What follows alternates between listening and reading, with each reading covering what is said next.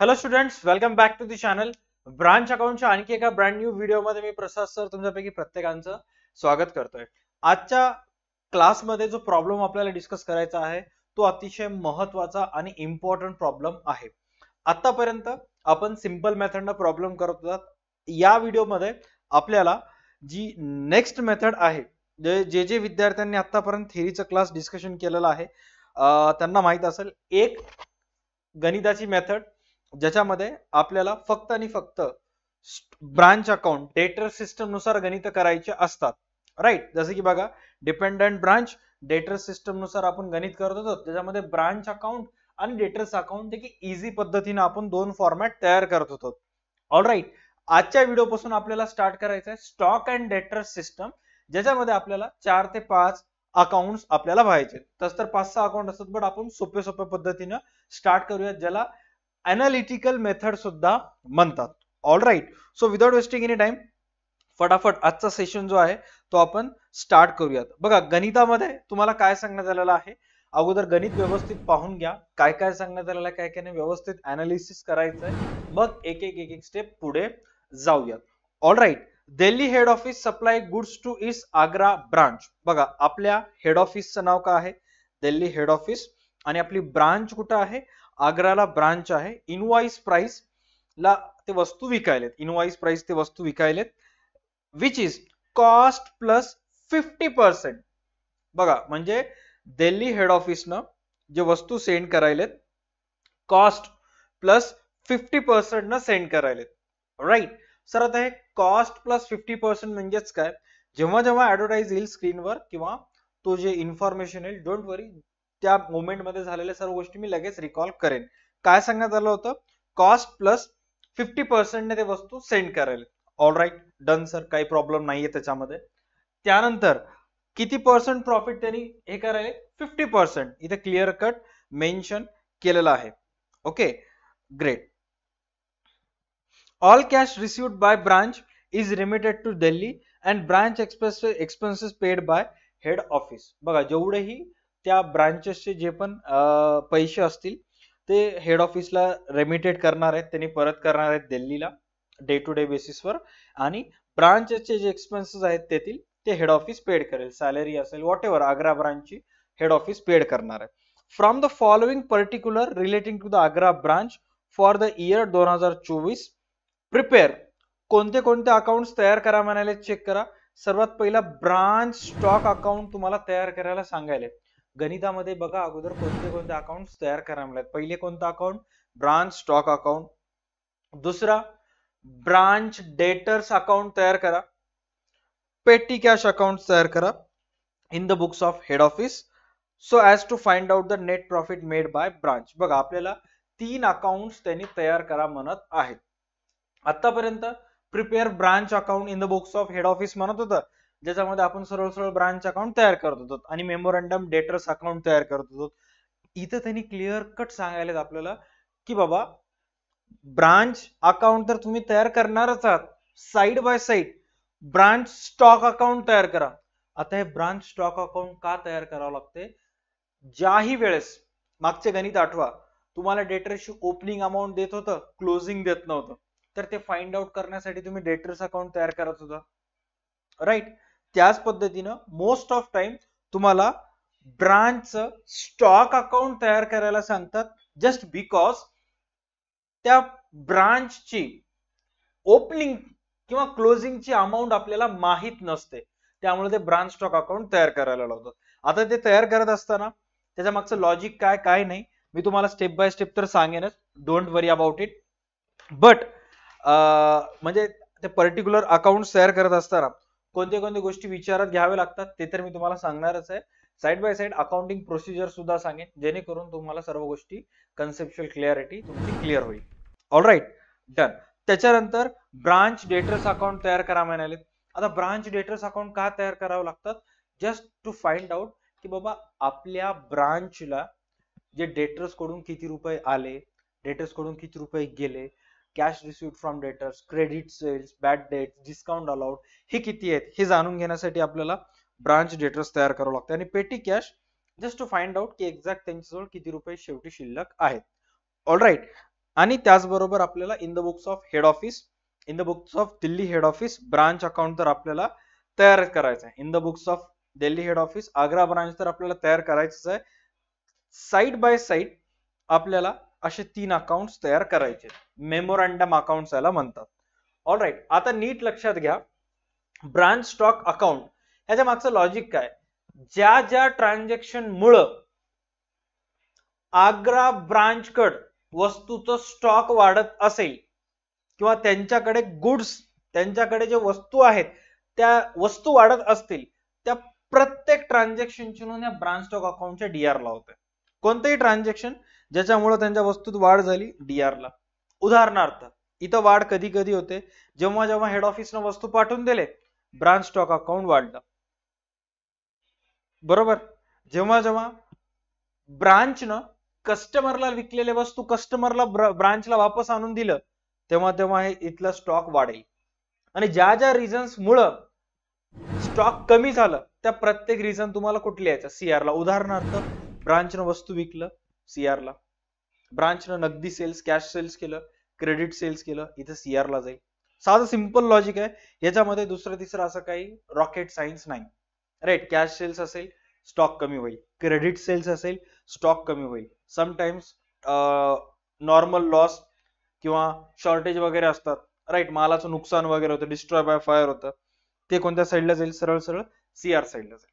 इथेपर्यंत क्लिअर झालं, डन. त्याच्यानंतर डेटर्स अकाउंटचे जो रूल्स ऑलरेडी मी तुम्हाला सांगितलोच. आणि पेटी कॅश, पैसे आले तर डीआर ला, पैसे गेले तर कोणत्या साईडला जाईल, पैसे आले तर डीआर, पैसे गेले तर सीआर. हे साधे सिंपल रूल्स तुम्हाला लक्षात ठेवायचे. ऑलराईट, इथंपर्यंत क्लिअर झाला, काही प्रॉब्लेम नाहीये, ग्रेट. चलो या आता स्टेप बाय स्टेप आपण हा प्रॉब्लेम सॉल्व करूयात. सर्वात पहिले व्यवस्थित फोकस करा.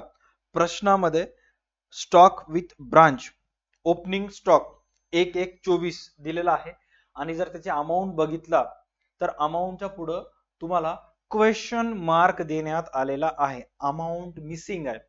याचा अर्थ ती अमाऊंट आपल्याला फाइंड आउट करायची. कसं फाइंड आउट करायचं, हळूहळू गणित करत राहा, खुद बखुद अमाऊंट तुमच्याकडे येईल. ओके, चला सर्वात पहिले ब्रांच अकाउंटच्या डीआर साइडला या.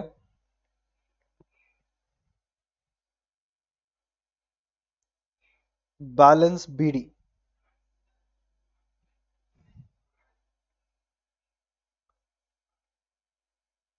Opening stock. आपल्याकडे अमाऊंट नाहीये, फक्त ओपनिंग स्टॉक लिहून टाका. अमाऊंट किती येईल काय नाही, आपण वेळ आले की लिहून टाकूया. Okay, clear. त्यानंतर आता हे ओपनिंग स्टॉक फाइंड आउट करण्यासाठी कोणता अकाउंट तयार केला आपण, ब्रांच स्टॉक अकाउंट तयार केला. इथे लिहा to balance brought down, find out करायचं आहे, डॅश करून टाका. ओके, आता हळूहळू जसं आपण गणित करत राहताल त्याच्यामध्ये अमाऊंट ऍड होईल. हा सुद्धा गणित इम्पॉर्टंट आहे, अंडर एस्टिमेट करायचं नाही. त्याच्यानंतर ब्रांच डेटर्स 22,000 लिहून टाका इथं. ओपनिंग डेटर्स 22,000 आणि डेटर्स अकाउंटच्या डीआर ला सुद्धा लिहा टू बॅलन्स बीडी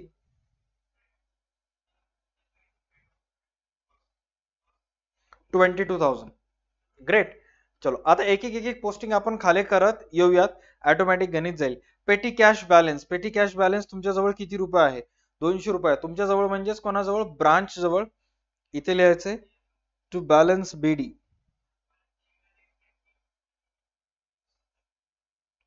200.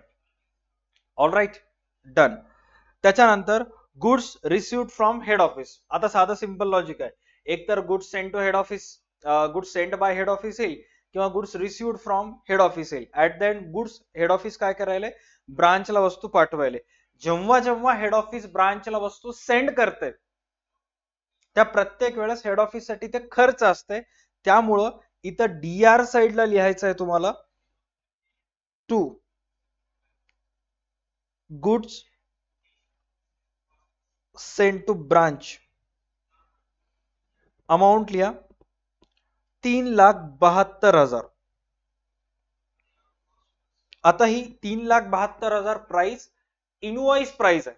कोणती प्राइस आहे, इनवॉइस प्राइस आहे, राईट. आता याचा डिफरन्स आपल्याला फाइंड आउट करायचा आहे, राईट. डिफरन्स फाइंड आउट करत असताना, जेव्हा पण आपण याचा डिफरन्स फाइंड आउट करता, तर डिफरन्स फाइंड आउट करत असताना आपल्याला तिथं एक्झॅक्ट त्याचं लोडिंग जे आहे ते ऑपोजिट साईडला द्यावं लागेल. All right. चला आता ते लोडिंगचं जे वर्किंग नोट आहे ते एक वेळेस व्यवस्थित चेक करा. आणि for your kind information, branch accounts मध्ये जेव्हा जेव्हा कोणतंही गणित करत असाल, हे 5 गोष्टीवर तुम्हाला मोस्ट ऑफ टाइम लक्ष द्यावं लागतं. कोणते कोणते? हे 5 ते 6 गोष्टी आहेत. Opening assets and liabilities, closing assets and liabilities, goods sent, cash sent, remittance आणि गुड्स रिटर्न. हे एवढे 6 गोष्टी आहेत. या 6 गोष्टीवर ऍडजस्टमेंट येतात. ह्याच्याशी रिलेटेड सर्व गोष्टी खेळत असतात. जोपर्यंत हे सर्व गोष्टी माहीत होत नाहीत तोपर्यंत गणित कंप्लीट होत नाही. जसं की आता इथं ओपनिंग बॅलन्स मध्ये आपल्याला ऍसेट्स अँड लायबिलिटीज मध्ये जर बघायला गेलं तर स्टॉक माहित नाही, पण डेटर्स माहित आहे. तसंच क्लोजिंगचंही तुम्हाला माहित करायचं आहे. आपण एक वेळेस शेवटी या पेजवर येऊन चक्कर मारूयात आणि चेक करूयात सर्व गोष्टी आपल्याला माहित झाले का. जोपर्यंत सर्व माहित होत नाही तोपर्यंत गणित संपणार नाही. Okay, done. चला आता चेक करा. इथं goods send to head office, goods received from head office 3,72,000 म्हणाले. आता हेड ऑफिस जेव्हा जेव्हा ब्रांचला वस्तू सेंड करते, हेड ऑफिस जेव्हा जेव्हा वस्तू ब्रांचला सेंड करते त्याच्यामध्ये कॉस्ट प्लस प्रॉफिट असतं, राईट, जे की इनवॉइस प्राइस वर अशी तर सेंड करण्यात आलेलं आहे. आणि गणितामध्ये जर बघितलात तर तुम्हाला काय सांगण्यात आलेलं आहे, Delhi head office supplied goods to its branch at Agra, invoice price which is cost plus 50% म्हणलेलं आहे. कॉस्ट प्लस किती पर्सेंट म्हणलेलं आहे? 50%. म्हणजे साधा सिंपल आहे. जर वस्तूची किंमत 100 असेल तर प्रॉफिट किती पर्सेंट आहे? 50% प्रॉफिट आहे. हा कॉस्ट, हा लोडिंग, दोन्हीची बेरीज केला, इनवॉइस प्राइस किती आली? इनवॉइस प्राइस आली 150. डन. इनवॉइस प्राइस किती आली? 150. आणखी एक वेळेस चेक करूया, व्यवस्थित चेक करा. कॉस्ट किती आहे? 100. प्रॉफिट किती आहे? प्रॉफिट आहे 50%, कारण गणितामध्ये सांगण्यात आलेलं आहे 50%. दोन्हीची बेरीज केला तर किती झाला? 150. आता कॉस्टचं जर रिलेशन प्रॉफिट सोबत बघितलं तर प्रॉफिट हे कॉस्टच्या 1/2% आहे आणि इनवॉइस प्राइसच्या प्रॉफिट किती पर्सेंट आहे? 1/3% त्याचं रिलेशन आहे. प्रॉफिटचं रिलेशन जर कॉस्ट सोबत बघितलं तर कॉस्टच्या 1/2% प्रॉफिट आहे आणि इनवॉइस प्राइसच्या किती टक्के आहे? 1/3. गणितामध्ये जे तुम्हाला प्राइस दिलेली आहे ते कोणती प्राइस दिलेली आहे? 3,72,000. हे इनवॉइस प्राइस आहे. या 3,72,000 ला जर 1/3 ने डिवाइड केला तर तुम्हाला तुमचं प्रॉफिट मिळतं, लोडिंग मिळतं, राईट. कॅल्क्युलेट करा. 3,72,000 गुणिले 1/3,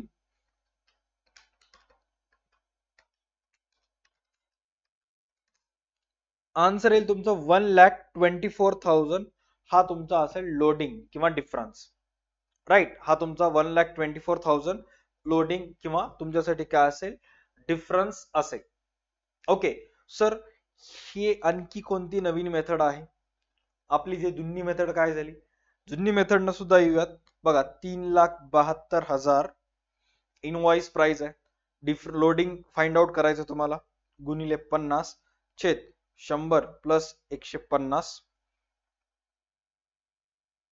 50 प्लस 150, 50 एक 50, 50 त्रिक 150, 1/3 आलं. 3,72,000 ला जर 1/3 न भाग दिला तर तुमचा आन्सर येईल 1,24,000. आता प्रत्येक इथून पुढे डिफरन्स काढत असताना, सरळ सरळ लोडिंग किंवा प्रॉफिट फाइंड आउट करत असताना 1/3 तुम्हाला करायचं. All right, done. चलो या क्वेश्चन मध्ये या, लिहून टाका इथं. By different in good send किंवा लोडिंग, सरळ सरळ लिहू शकता 1,24,000. आता नीट लक्ष द्या. जेवढे स्टुडंट्स स्ट्रीम पाहिलेत, ओके, या गणितामध्ये आपल्याला काय काय फाइंड आउट करा म्हणाला आहे सर. या गणितामध्ये आपल्याला ब्रांचचं प्रॉफिट तर फाइंड आउट करायचंच आहे, त्याचबरोबर आपल्याला बाकी ब्रॉन्झ स्टॉक अकाउंट जो ओपनिंग बॅलन्स दिलं नाही हे फाइंड आउट करायचं आहे. त्याच्यासाठी आपण हे अकाउंट तयार केलं. डेटर्सचं आपल्याला गणितामध्ये डेटर्स अकाउंट तयार करता का, कारण डेटर्स जर इथं बॅलन्स बघितलं तर तुम्हाला वर्षाच्या सुरुवातीचं डेटर्स सांगितलेलं आहे 22,000, बट वर्षाच्या शेवटचं डेटर्स तुम्हाला काही इथं कुठं मेन्शन केलेलं नाहीये. सुरुवातीचं 22 सांगितलंय, बट शेवटचं जर बघितलं तर तुम्हाला इथं क्वेश्चन मार्क देण्यात आलेला आहे. सो त्यासाठी डेटर्स अकाउंट फाइंड आउट करायला, आणि पेटी कॅशचं पण शेवटचं बॅलन्स दिलं नाहीये, सो त्याचं पण आपल्याला तयार करायचं. All right. आणि इथं हेड ऑफिसनं ब्रांचला किती रुपयाचे वस्तू पाठवले, 3,72,000चे वस्तू पाठवले. All right. ब्रांच स्टॉक अकाउंटचं नियम काय, ब्रांच स्टॉक अकाउंटचा नियम आहे की जेव्हा जेव्हा ब्रांच जवळ स्टॉक वाढलं, नोंद कोणत्या साईडला होईल, डीआर ला. सुरुवातीचं माहित नाही, पण ड्युरिंग द इयर मध्ये हेड ऑफिसने कितीचे वस्तू सेंड केले, 372चे सेंड केले. डीआर साईडला या, to goods sent by head office 3,72,000. To goods sent by head office 3,72,000, कारण ब्रांच जवळ स्टॉक मध्ये काय झालं, वाढ झालं. All right. इथं कधी पण इनवॉइस प्राइस ना रेकॉर्ड होईल, ब्रांच स्टॉक मध्ये लोडिंग रेकॉर्ड होणार नाही. राईट. जे तुम्हाला लोडिंग वगैरे जे सगळे नखरे आहेत ते इथं ब्रांच अकाउंट्स मध्ये, राईट. इथं गिव्ह रिस्पेक्ट टेक रिस्पेक्ट, इथं लोडिंग डिफरन्स रेकॉर्ड होणार नाही. इथंपर्यंत क्लिअर झालं? येस सर, इथंपर्यंत सर्व गोष्टी क्लिअर झालं. चला आता एक एक गोष्ट आपल्याला सॉल्व्ह करत यायची आहे. त्यानंतर goods return to head office, ब्रांचने कितीचे वस्तू पाठवले, 36,000चे वस्तू परत केले. रिटर्न आपण कोणत्या साईडला लिहिता, सीआर साईडला. By goods return from branch 36,000. याचा लोडिंग डिफरन्स लिहावं लागेल, 4 याच्यावर लोडिंग काढावं लागते. Opening stock, closing stock, goods send आणि गुड्स रिटर्न, याचा डिफरन्स तुम्हाला ऑपोजिट साईडला इम्पॅक्ट द्यावं लागते. 36,000च्या 1/3 किती येईल sir, 12×3 = 12,000. Clear. To difference in goods return किती हजार येईल, डिफरन्स इन गुड्स रिटर्न 12,000. तो डिफरन्स इन गुड्स रिटर्न किती येईल, 12,000 रुपये. हा 36,000 आहे. हा थोडस इमेज क्लिअर दिसत नाहीये. डन. आणि फॉलोइंग युनिव्हर्सिटीचा सिलेबस आपल्या चॅनलवर अवेलेबल आहे. ग्रेट. चलो नेक्स्ट चेक करा काय सांगण्यात आलेलं आहे. Goods sent, goods return, goods sent to branch आणि गुड्स रिटर्न फ्रॉम ब्रांच, ह्या दोन्हीचाही डिफरन्स आणि मेन पोस्टिंग झालेले आहेत. क्रेडिट सेल्स किती हजारचा क्रेडिट सेल्स आहे, 1,72,000चा क्रेडिट सेल्स आहे. आता नीट लक्षात घ्या, क्रेडिट सेल्स हा ब्रांचचा ट्रान्झॅक्शन आहे, त्यामुळं ब्रांच हेड ऑफिसच्या पुस्तकात त्याची नोंद होत नाही, बट ब्रांचच्या पुस्तकात तर होते. आणि वस्तू जेव्हा तुम्ही उधारीवर विकता, राईट, वस्तू जेव्हा तुम्ही उधारीवर विकता त्या प्रत्येक वेळेस डेटर्स नावाचा जो तुमचा ऍसेट असतो त्याच्यामध्ये वाढ होते. सर डेटर्स नावाच्या ऍसेट मध्ये कसं वाढ होते, कारण डेटर्स तुम्हाला पैसे देणं बाकी वाढतात ना. जेव्हा तुम्ही वस्तूची विक्री उधारीवर करता डेटर्स मध्ये काय होत असते, वाढ होत असते. इथे लिहायचं टू क्रेडिट सेल्स 1,72,000. आता सर्वात इम्पॉर्टंट, क्रेडिट सेल्स झालं, डेटर्सच्या किमतीत काय झाली, वाढ. सेकंड इम्पॅक्ट, सर आतापर्यंत जी एकच पोस्टिंग करत होता, बट आता 2 का, कारण आपल्याला या गणितामध्ये ब्रांच स्टॉकची ओपनिंग बॅलन्स दिलं नाहीये, ते फाइंड आउट करायचं. त्याच्यासाठी आपण ब्रांच स्टॉक अकाउंट तयार केलं. याचा नियम काय की बाबा ज्या पण ट्रान्झॅक्शन मुळे तुमच्या बिझनेस मधलं स्टॉक कमी झालं त्यावेळेस इथे इम्पॅक्ट होणार. कमी झालं तर सीआर ला, वाढलं तर डीआर ला. जसं हेड ऑफिस कडून यांना वस्तू आले ब्रांचला आग्राला, स्टॉक मध्ये वाढ झालं, डीआर ला लिहिलं 3,72,000. आता ह्याच 3,72,000 पैकी काही वस्तू त्यांनी विकायलेत उधारीवर, त्यामुळे इकडे नोंद CR ला गेली. आणि डेटर्स हे DR ला का? कारण डेटर्स उधारी वाढली ना, ऍसेट वाढलं, त्यामुळे डेटर्स हे DR ला आणि याच्या कोणत्या साईडला होईल? CR ला होईल. ऑलराईट, इथे लिहा बाय क्रेडिट सेल्स अमाऊंट किती दिलेली आहे? 1,72,000. डन, शाबाश. त्यानंतर shortage of stock. Shortage of stock म्हणजेच काय? सोप्या भाषेत जर सांगायचं असेल तर माल कमी पडणे किंवा माल जे आहे कमी होणे. अनेक वेळा आता आमच्या किराणा दुकानामध्ये सुद्धा शेंगदाणे वगैरे जेव्हा येतात, जेव्हा कंपनीकडून येतात, त्याचं वजन 50 किलो 52 किलो असते, बट दुकानामध्ये ठेवल्या ठिकाणी मॉइश्चर मुळे ऑटोमॅटिक ते सुकल्या जाते, त्याचं वजन कमी होतं. अनेक वस्तू सोबत असं होत असतंय. तेल असेल, तेलाचा डब्बा 15 किलोचा, तर ऑटोमॅटिक जर डब्याला कुठं छिद्र वगैरे पडलं तर 1-2 किलो तेल वाया जाते. अशामुळं आपलं किती रुपयाचं स्टॉक कमी झालं, शॉर्ट झालं? 3,000चं. सरळ सरळ इथं स्टॉक अकाउंट मध्ये यायचं, इथं लिहायचं शॉर्टेज 3,000 रुपीज. डन, इथंपर्यंत क्लिअर झालं? Yes sir, all clear. Okay, great. आज थोडस इंटरनेटचा इश्यू आहे, आय डोंट नो वाय, कारण खूप सत्वत आहे. Okay, done. Shortage of stock 3,000 रुपये आपण लिहून टाकलं. डन, काही इश्यू नाहीये. यस, चलो नेक्स्ट. त्याच्यानंतर एक एक पोस्टिंग आपण करत यायलो.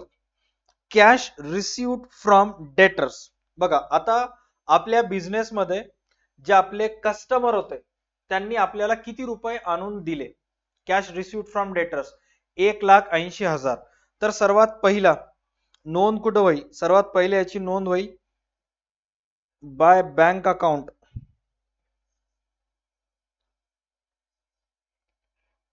Cash received from debtors 1,80,000. Direct outer लिहूयात 1,80,000. डन. हा, त्यानंतर दुसरी पोस्टिंग मिळेल डेटर्स अकाउंट मध्ये. कारण तुम्हाला डेटर्सचे काय आले? पैसे आले. ज्या वेळेस डेटर कडून पैसे येतात, ज्या व्यक्तीकडून पैसे आले, पैसे येत असल्यामुळे बँक अकाउंट DR ला, ज्याच्याकडून आले त्याचं नाव CR ला. ज्या वेळेस पैसे आले, डेटर्सची अमाऊंट काय होते? कमी. इथं लिहायचं बाय बँक अकाउंट 1,80,000. कारण पैसे आले तुम्हाला, cash received from debtors. Okay, एक ट्रान्झॅक्शनचं बेसिक कन्सेप्ट समजून घ्या. गणित ऑटोमॅटिक तुम्हाला येणारच आहे, तुम्ही का गणिताला सोडणार नाही, राईट? बट कन्सेप्ट समजून घ्या. का 2 पोस्टिंग व्हायलेत? ऑटोमॅटिक पहिल्या अटेम्प्ट मध्ये, दुसऱ्या अटेम्प्ट मध्ये सध्या तुम्ही जर हा व्हिडिओ फर्स्ट टाइम बघत असाल तर तुमचं प्रॅक्टिस चालू आहे, किंवा फर्स्ट टाइम लर्निंग मोड मध्ये आहात. लर्निंग मोड मध्ये एकाच टाइमला सर्व गोष्टी जर माइंड मध्ये टाकायचं म्हणलं तर पॉसिबल नाही. ओके, स्लोली प्रॅक्टिस करत राहा, समजते. अकाउंटचं मेन रिझन आहे परफेक्शन व्हायचं असेल तर प्रॅक्टिस, बाकी दुसरं काहीच नाहीये, आणि कन्सिस्टन्सी. त्यानंतर डिस्काउंट अलाउड टू डेटर्स. डेटर्सनं तुम्हाला किती रुपये डिस्काउंट मागितलं? 4,800 रुपये. डेटर्सची किंमत काय झाली? कमी झाली. इथे लिहायचं बाय डिस्काउंट 4,800. त्यानंतर बॅड डेट्स 2,000. पैसे बुडाले, वापस डेटर्स मध्ये बॅड डेट्स 2,000. Cells return. बघा, आता हा सर्वात इम्पॉर्टंट आहे. सेल्स रिटर्न मुळे डेटर्सची अमाऊंट कमी होते, कारण उधारीवर घेऊन गेलेले वस्तू परत आणले, पैसे डेटर्स, ऑब्विसली डेटर्स काय होतात? कमी. त्यामुळे इथे लिहायचं सेल्स रिटर्न. अमाऊंट किती सांगण्यात आलेला आहे? Sales return near about 6,000 rupees. Already bad debts, discount, sales return याच्यामुळे डेटर्सची अमाऊंट कमी होते. बट सेल्स रिटर्न म्हणजेच काय? की ज्या कस्टमरला तुम्ही वस्तू विकला होता ते वस्तू परत आणून दिला, आणि वस्तू परत आणून दिल्यामुळं तुमच्या बिझनेस मध्ये वस्तू परत आले, म्हणजे स्टॉक वाढलं. इथे लिहायचं to debtors account. To debtors account stock वापस वाढ झाली. स्टॉकचं रिझन ब्रांच स्टॉक अकाउंट मागचं लॉजिक काय सांगितलं? तुमच्या ब्रांच मध्ये वस्तू वाढले, की स्टॉक अकाउंट डेबिटेड. वस्तू कमी झाले, स्टॉक अकाउंट क्रेडिटेड. कमी होण्याचं कारण कॅश सेल्स, कमी होण्याचं कारण क्रेडिट सेल्स, कमी होण्याचं कारण शॉर्टेज. राईट. जे जे कारण असतील ते सीआर ला, जर कमी व्हायचे कारण झालं असेल तर. Okay, done. ग्रेट. चलो आता नेक्स्ट वापस स्टेप बाय स्टेप आपण पुढच्या पोस्टिंग कडे जाऊयात. पेटी एक्सपेन्सेस. पेटी एक्सपेन्सेस म्हणजेच काय की ब्रांच मॅनेजरनं छोटे मोठे खर्च केले. राईट. मेन खर्च तर आहे ते हेड ऑफिस करणारच आहे, बट छोटे मोठे आता सर्वच खर्च जर हेड ऑफिस केले तर छोटे मोठे काही गोष्टी असतात ना, ते पेटी एक्सपेन्सेस त्याला म्हणतात. ते किती रुपयाचे आहेत? 1600 आहेत. तर त्या 1600 ची पोस्टिंग होणार ब्रांच पेटी कॅशच्या सीआर साइडला बाय पेटी एक्सपेन्सेस. किती रुपये आहेत? 1600. All right, done. त्यानंतर नेक्स्ट चेक करा, cash sent by head office. आता हेड ऑफिसनं कशा कशासाठी पैसे पाठवून दिले? रेंटचे 4800, सॅलरीचे 48,000 आणि पेटी कॅशचे 2000. आता हे खर्च कोणासाठी आहे? ब्रांच साठी हे खर्च आहे. ब्रांच साठी सर्व गोष्टी काय आहेत? खर्च आहेत. इथे लिहा. To bank account, rent,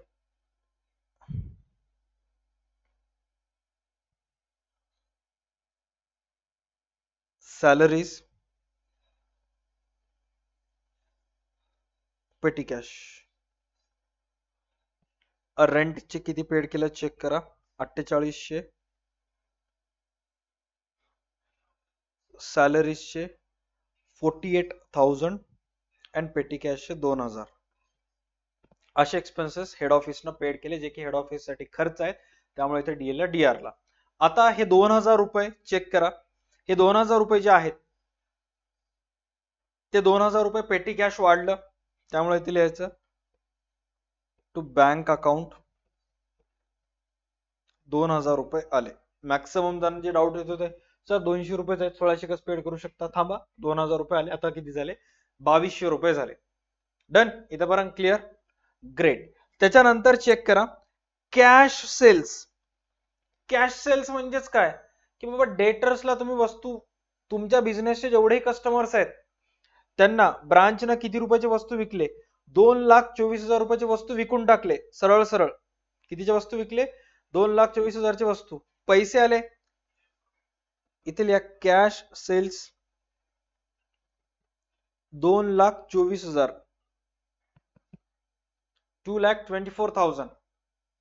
all right. त्याच्यानंतर जेव्हा जेव्हा कॅश सेल्स येते व्यवस्थित चेक करा. कॅश सेल्स मुळे नीट लक्ष द्या मी काय सांगायलो. कॅश सेल्स मुळे ब्रांचचं जे गुड्स आहेत ते कमी व्हायलेत, कारण त्यांनी वस्तू विकलेत ना. स्टॉक अकाउंट रूल काय सांगितलं? स्टॉक वाढलं डीआर ला, स्टॉक कमी झालं सीआर ला. स्टॉक कमी येण्याचं आणखी एक कारण cash sales by bank account. सरळ सरळ लिहा कॅश सेल्स किती दिलेला आहे? 2,24,000.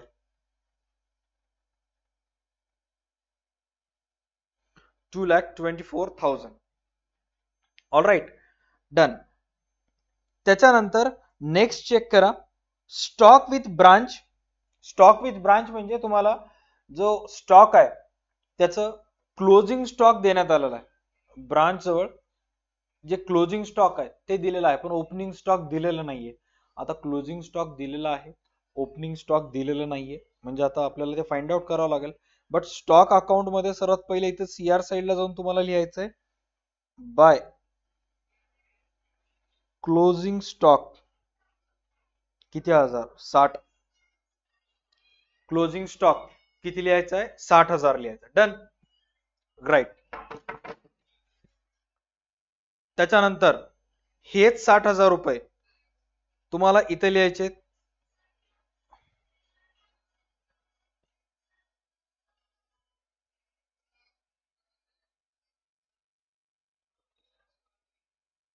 Bye balance CD.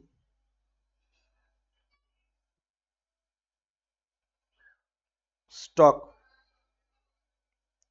किती हजार लिहायचं आहे? 60,000. बॅलन्स शीट स्टॉक किती लिहायचा आहे? 60,000 रुपये.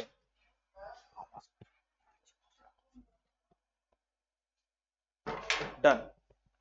त्यानंतर आता ओपनिंग स्टॉकवर जसं लोडिंग काढता तसं क्लोजिंग स्टॉकवर पण काढता डिफरन्स. आणि डिफरन्स ऑलरेडी सांगितलेला 50%, 1/3, राईट. 60,000च्या 1/3 by difference in closing stock किती आला answer? 20,000. By difference in closing stock 20,000. आता जेवढेही स्टुडंट्स बॅच मध्ये आहेत त्या प्रत्येकांना रिक्वेस्ट आहे की अशा पद्धतीची जी गणित असतात ते करत असताना एक गोष्टीची रिक्वायरमेंट स्ट्रॉंगली असते की सर्वात पहिला जो क्वेश्चन आहे ते तुमच्याजवळ पूर्णपणे अगोदर वहीवर लिहिलेला असायला पाहिजे, राईट. तरच तुम्ही तर काही गोष्टी करू शकता. नसता मग प्रत्येक वेळेस मी आन्सर करायलो, तुम्हाला क्वेश्चन पाहायचं असते, मग क्वेश्चन दिसत नाही, मग तुम्ही कुठे ना कुठे काय होता, इरिटेट किंवा फ्रस्ट्रेटेड होता, राईट. त्यामुळे जेवढे स्टुडंट रिक्वेस्ट व्हिडिओ पाहिलेत अगोदर क्वेश्चन तुमच्याजवळ असायला पाहिजे. Done, great. 60,000 रुपये क्लोजिंग स्टॉक आहे, लिहून टाकला, त्याचा डिफरन्स पण झालं. त्याच्यानंतर आता इथं बघा ब्रांच डेटर्स माहित नाही आपल्याला. पेटी कॅश क्लोजिंगचं चेक करूयात. पेटी कॅश आपल्याला क्लोजिंग माहित होऊ शकते का? यस सर, क्लोजिंग माहित होऊ शकते. बघा इथं 2200 रुपये आहे, 1600 रुपये आहे, 2200 बाय बॅलन्स सीडी किती रुपये झालं? 600. यस सर, पेटी कॅश माहित झालं. तर सरळ सरळ काय करूयात, क्लोजिंग बॅलन्स सीडी मध्ये येऊन इथं लिहूयात पेटी कॅश किती रुपये? 600. आता फक्त आपल्याला डेटर्स माहित करून घ्यायचंय. एकदा का डेटर्स माहित झालं सर्व गोष्टी आपल्या कंट्रोल मध्ये आले. डेटर्स अकाउंट मध्ये या.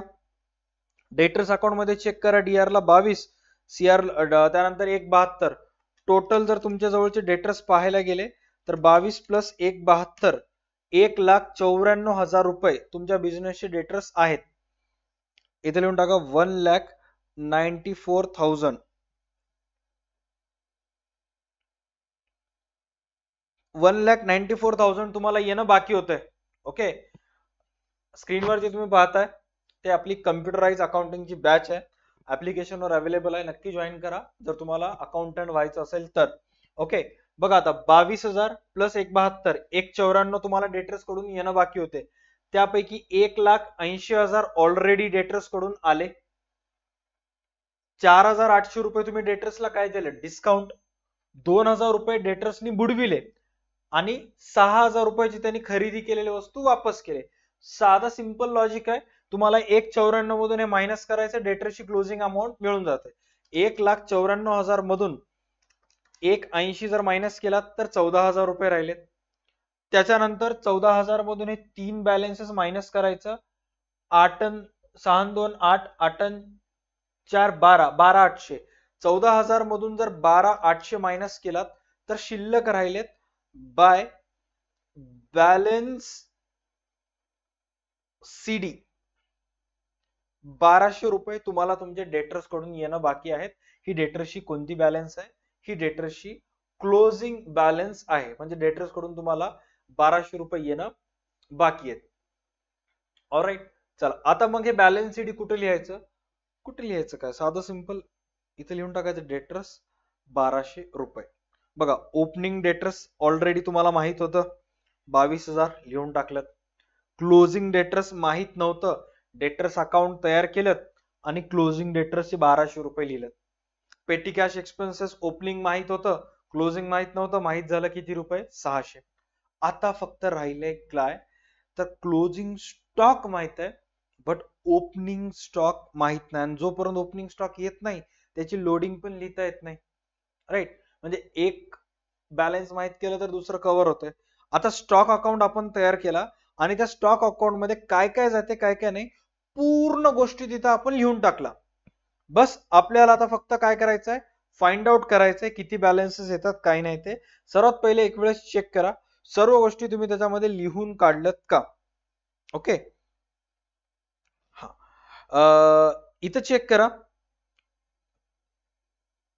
हेड ऑफिसनं किती रुपयाच्या वस्तू पाठवले होते? 3,72,000चे. स्टॉक अकाउंट मध्ये अगोदरपासून किती होते ते माहित नाही, बट हेड ऑफिसनं वस्तू पाठवले त्यामुळे वस्तूत वाढ झाली, इथे लिहिलं. आपल्या कस्टमरला विकलेले वस्तू परत आले, पुन्हा स्टॉक वाढला 6,000, इथे लिहिलं. 2,24,000चे जे वस्तू आहेत ते तुम्ही कस्टमरला नगदी विकलत, स्टॉक कमी झालं. वस्तू नगदी विकलत, स्टॉक कमी झालं. I am so sorry for that, as हा लॅकचा प्रॉब्लेम इंटरनेटमुळे आहे, आणि असंही आता चालू झालेला क्लास इथपर्यंत शूट झालेला मी कॅन्सल सुद्धा करू शकत नाही. जसं तुम्ही फ्रस्ट्रेटेड होता तसं मी पण फ्रस्ट्रेटेड व्हायला, याच्यामुळं असं सहसा होत नाही, बट आज आय डोंट नो नेटवर्कचा इश्यू आहे. Okay, back on the track. आपण डिस्कस करत होतो स्टॉक बद्दल. तर ज्या ज्या रिझन्स मुळे स्टॉक वाढलं ते डीआर ला लिहिलं, कमी झालं ते सीआर ला लिहिलं.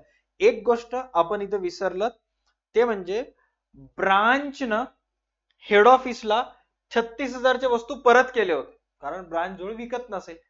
मग स्टॉक कमी झालं, तर स्टॉक कमी झाल्यामुळं इथं लिहायचं by goods return to head office 36,000, I guess right, 36,000 इथंपर्यंत लिहिलं.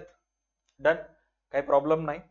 ऑल राईट, ग्रेट, कव्हर झालं इथंपर्यंत. हा, आता तुम्ही इथून मोकळे. आता ज्या ज्या स्टुडंटला कळालं नाही त्यांना सांगतो की बाबा ज्या रिझन्स मुळे ब्रांच जवळ स्टॉक वाढलं ते डीआर ला लिहायचं. ब्रांच जवळ स्टॉक कधी वाढते? जेव्हा हेड ऑफिस वस्तू पाठवून देते 3,72, आणि ब्रांचनं कस्टमरला विकलेले वस्तू ब्रांचच्या, त्या कस्टमर ब्रांचला वस्तू वापस आणून दिल्या की बाबा हे वस्तू आम्हाला नको, सेल्स रिटर्न, वापस 6,000चे वस्तू वाढले ब्रांच जवळ. ब्रांच जवळ वस्तू कधी कमी होतात, स्टॉक कधी कमी होते? सर्वात पहिला कॅश सेल्स. ब्रांच कस्टमर नगदी वस्तू विकले, पैसे येतात, पण बँकेकडून काय जातं? वस्तू, स्टॉक गेलं. उधारीवर वस्तू विकले, स्टॉक कमी झालं. शॉर्टेज, पुन्हा स्टॉक कमी झालं. क्लोजिंग स्टॉक, शिल्लक किती आहेत? 60,000चं. आणि 36,000 काय? ब्रांचनं जेव्हा हेड ऑफिसला वस्तू पाठवते स्टॉकच्या डीआर ला येते, आणि जेव्हा ब्रांच वापस हेड ऑफिसला सेंड करेल स्टॉकच्या कोणत्या साईडला येईल? सीआर ला.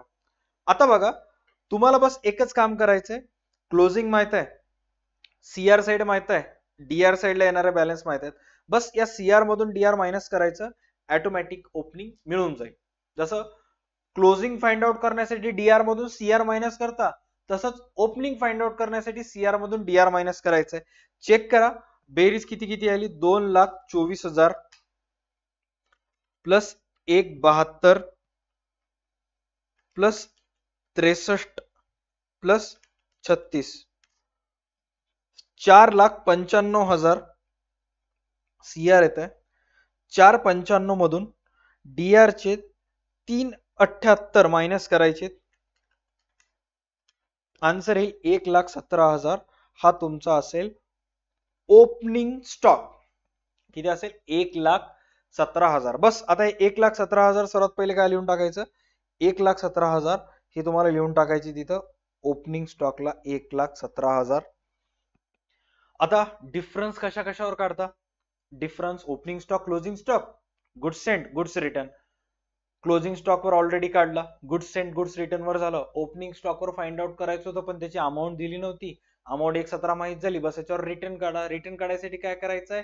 1/3 1,17,000 भागिले 3 करायचं, आन्सर येईल बाय स्टॉक रिझर्व 39,000.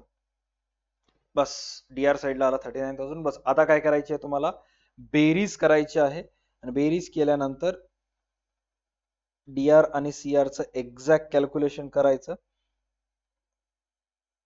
आणि मग तुम्हाला तुमचं ब्रांच अकाउंटचं जे पण प्रॉफिट किंवा लॉस असेल ते माहित होऊन जाईल. ओके, चला ग्रेट. सीआर ची बेरीज करा. ओके, 39 प्लस 1,24 36 1,80 2,24 60,000 प्लस 600 आणि 1,200, 6,64,800 रुपये यायले. सीआर ची टोटल 6,63,800. 64,800.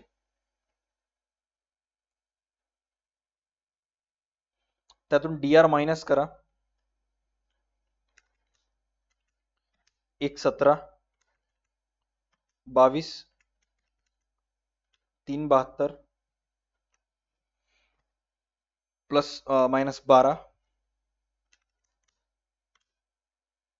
12,000, 4800, 48,000, 2,000 आणि 20,000. राईट. फायनल आन्सर आले 66,800 टू प्रॉफिट. 66,800 हा तुमचा असेल प्रॉफिट. ऑलराईट. 66,800 हा तुमचा असेल प्रॉफिट. आय होप इथपर्यंत पूर्ण गणित तुम्हाला क्लिअर झाला असेल, काहीच डाऊट नसेल. क्वेश्चन अतिशय महत्वाचं होतं. सर्व गोष्टी आपण याच्यामध्ये क्लिअर केल्यात. आणि त्याच्यानंतर सर्वात शेवटी ऑलरेडी तुम्हाला सांगितलं होतं की कधी ब्रांच अकाउंटचं गणित करत असताना गणित कंप्लीट करण्या अगोदर हे सर्व फाइंड आउट झाले का चेक करा. Opening assets and liabilities done, माहित झाले. क्लोजिंग ऍसेट्स अँड लायबिलिटीज माहित झालं. गुड्स सेंट माहित झालं. Cash sent done. रेमिटन्स ब्रांचनं किती पैसे वापस केले माहित झालं. आणि गुड्स रिटर्न बाय ब्रांच किती आहे काय नाही, हे सर्व गोष्टी माहित झाले. डन. मग त्याच्यानंतर आता तुम्ही गणित क्लोज करायला मोकळे. गणित क्लोज केला आणि शेवटी आन्सर किती आलं 66,800. हा गणित 1 ते 2 वेळेस स्वतः ओन लेवलवर प्रॅक्टिस करा, तर सर्व गोष्टी क्लिअर होतात. राईट. मोस्ट ऑफ युनिव्हर्सिटीज मध्ये जो ब्रांच अकाउंट आहे, राईट, त्याच्यामध्ये फक्त स्टॉक अँड डेटर सिस्टम जे ऑलरेडी याच्या अगोदर बघितला होता आणि आजच्या मेथड मध्ये बघितलेलं, अगोदर फक्त डेटर सिस्टम न बघितला होता, आज आपण स्टॉक अँड डेटर सिस्टम न बघितला. हे दोनच आहेत जे फायनल सिस्टम आहे किंवा होलसेल प्राइस मेथड आहे, हे एक्झामला विचारल्या जात नाहीत. बट तुम्ही जर कॉम्पिटेटिव्ह एक्झामची तयारी करत असाल तर एक एक प्रॉब्लेम त्याचं मी नक्की सॉल्व्ह करेन आणि त्याच्याशी रिलेटेड जे थेरी मी तुम्हाला लिहून दिलेली आहे MCQs व्हिडिओ लेक्चर नंबर 4 मध्ये, ते एक वेळेस व्यवस्थित अभ्यास करायचं आहे. ऑलराईट. डन. चला भेटूयात पुढच्या क्लासमध्ये. तोपर्यंत पाहत राहा तुमचा आवडती YouTube channel DHU academy. Play स्टोअरला आपल्या क्लासेसचा ऍप आहे, ऍप नक्की डाउनलोड करा. तिथे तुम्हाला ज्याही युनिव्हर्सिटीज मध्ये असाल त्या सर्व युनिव्हर्सिटीचे व्हिडिओ लेक्चर्स अवेलेबल असतील. Thank you so much.